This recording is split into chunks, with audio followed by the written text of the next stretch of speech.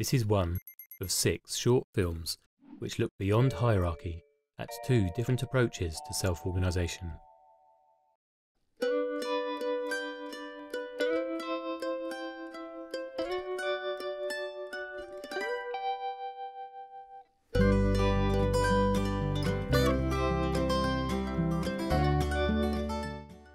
This part is about finding how you fit into your environment. Like a tropical fish fits perfectly well to live in a coral reef, and it wouldn't be much good in the Arctic.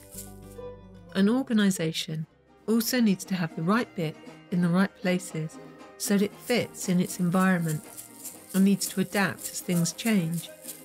But we often don't think about this. We think, of course people are going to like our ideas. It's just obvious, isn't it? And many organisations fail because they're like a fish out of water, or because the world is changing too fast, or they don't know what the needs are for what they're doing, or how to track them changing. So when you know what's needed and how to adapt when things change, then you can fit with it, and you're on your way to being successful. This part looks at how this is done with a conventional hierarchy, as a reference point for what the other 2 approaches are shifting away from. There are many conventional tools for market research, strategic analysis, and so on, and these can help people decide what to do and a structure so their organisation fits well. This is normally a very rational process, which conventionally relies on a predict and control approach. Some benefits here are that this works well when things are stable enough that you can predict where you want to go and control how you get there, and when the world is simple enough that a few people at the top can see and know enough to make good decisions. In these conditions, this approach can enable an organisation to fit and function well. Some challenges are that the world is changing faster than many hierarchical structures can adapt, and it's difficult for a few people at the top to make sense of today's fast-changing complexity to lead well. And even with agile leaders, it's difficult for organisational structures to adapt and be nimble. There are dozens of business and strategic planning tools with this kind of approach used in conventional hierarchies. But what does all this look like when people organise without a hierarchical structure? The next 2 parts look at 2 approaches to self-organising which are shaped by different ways of seeing and being in the world. Organisations with a more collaborative approach and set of values are more likely to recognise that it's not just about finding information that's needed, but that relationships need to be built with those who are impacted by an organisation.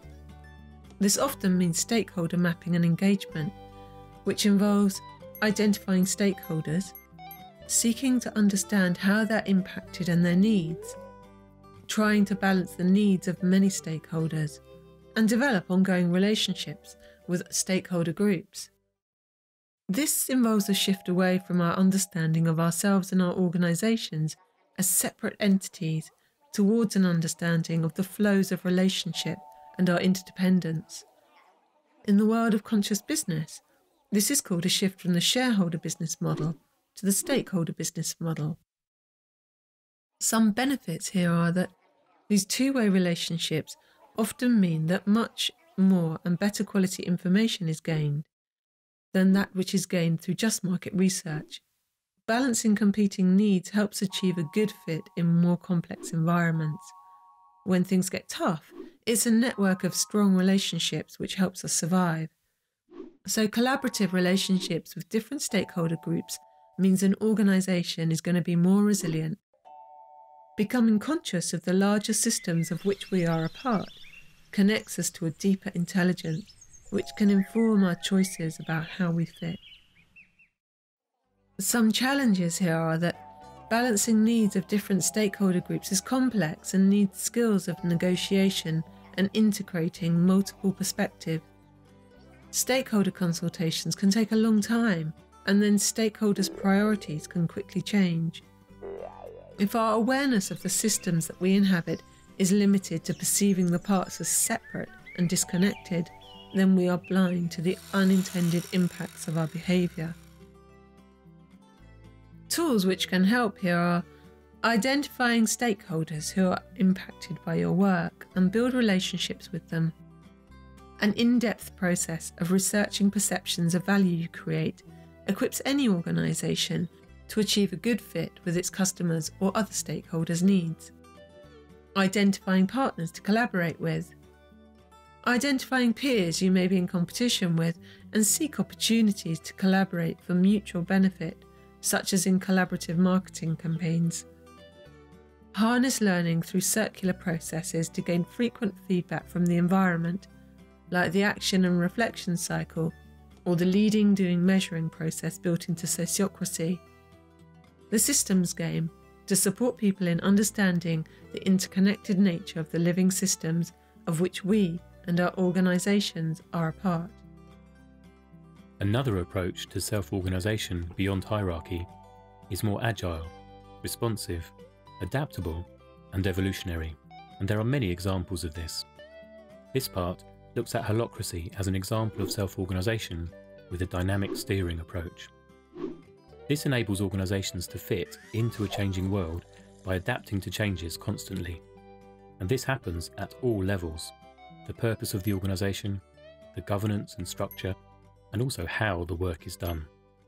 Changes to all of these things are driven by tensions, and here, tension has a very specific meaning.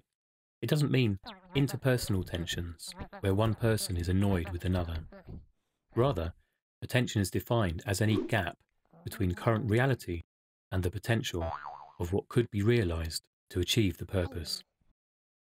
Some benefits here are that organisations can sustain fit over time in a changing world, as they can change with it. And there don't need to be periodic, large, time and money-consuming restructuring projects, because restructuring happens as a continuous, incremental tweaking of structure as required. Some of the challenges of this approach are that it requires a different way of thinking about how we fit into our environment. So we don't assess needs, create big plans to meet them, and then design the organisation to do it. Rather, evolutionary purpose is discovered, and the course changes in response to continuous feedback from the environment. Some tools here are the practice of holacracy has many built-in processes which equip an organisation to fit and adapt ongoingly in a complex and fast-changing environment. The holacracy governance meeting process, integrative decision-making.